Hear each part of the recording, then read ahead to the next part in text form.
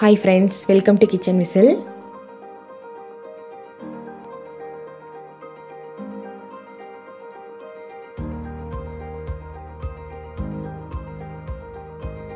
இந்த வீடியோல 5 மினிட்ஸ்ல மிளகு ரசம் எப்படி செய்யறது அப்படினு பார்க்கலாம். இந்த மிளகு ரசம் சளி இருமலுக்கு ரொம்ப நல்லது. நோய் எதிர்ப்பு சக்தி அதிகப்படுத்தும். ஒரு மிக்ஸி ஜார்ல 1 டேபிள்ஸ்பூன் அளவுக்கு கொத்தமல்லி சேர்த்துக்கோங்க. 1 டீஸ்பூன் அளவுக்கு சீரகம் சேர்த்துக்கோங்க. குருமிளகு 1 டீஸ்பூன் அளவுக்கு சேர்த்துக்கோங்க. ஒரு தக்காளி கட் பண்ணி சேர்த்துக்கோங்க. அடுத்தது கருவேப்பிலை கொஞ்சமா சேர்த்துக்கலாம்.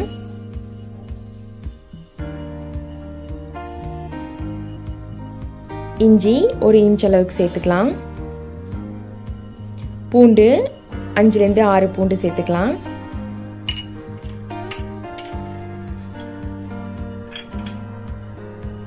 வெங்காயம் ஒரு பெரிய வெங்காயம் நான் கட் பண்ணி வச்சிருக்கேன், சேர்த்துக்கலாம்.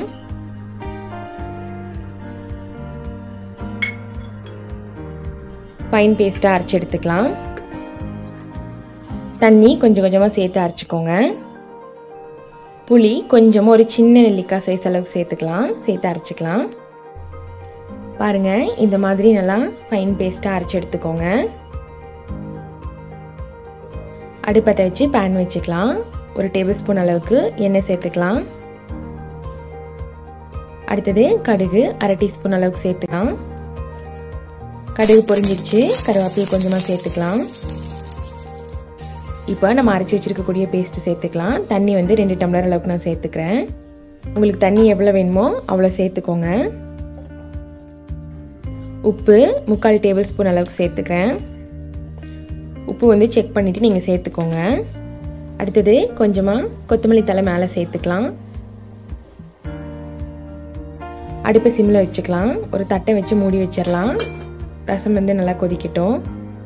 ரசம் இந்த மாதிரி நுரை வந்து கொதிக்கும், மூடி வச்சுருங்க. ரசம் இந்த மாதிரி நல்லா கொதிக்கணும். ஒரு 2 to 3 மினிட்ஸ்க்கு நல்லா கொதிக்க விடுங்க. அப்போ தான் பச்சை வாசம்லாம் போகும். நம்ம அடுப்பை ஆஃப் பண்ணிடலாம். இப்போ நம்ம ரசம் வந்து ரெடி ஆயிடுச்சு. நம்ம வேறு பாத்திரத்துக்கு மாற்றிக்கலாம்.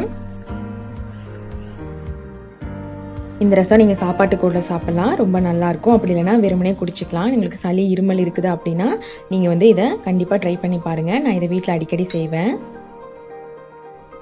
ரொம்ப ஈஸியாக நீங்கள் ஒரு 5 to 10 மினிட்ஸ்க்குள்ளே இந்த ரசம் வந்து ப்ரிப்பேர் பண்ணிடலாம். இந்த வீடியோ உங்களுக்கு பிடிச்சிருந்தா லைக் பண்ணுங்கள், ஃப்ரெண்ட்ஸ் கூடலாம் ஷேர் பண்ணுங்கள். மறக்காமல் கிச்சன் விசிலுக்கு சப்ஸ்கிரைப் பண்ணுங்கள். இந்த வீடியோ பார்த்ததுக்கு ரொம்ப ரொம்ப நன்றி.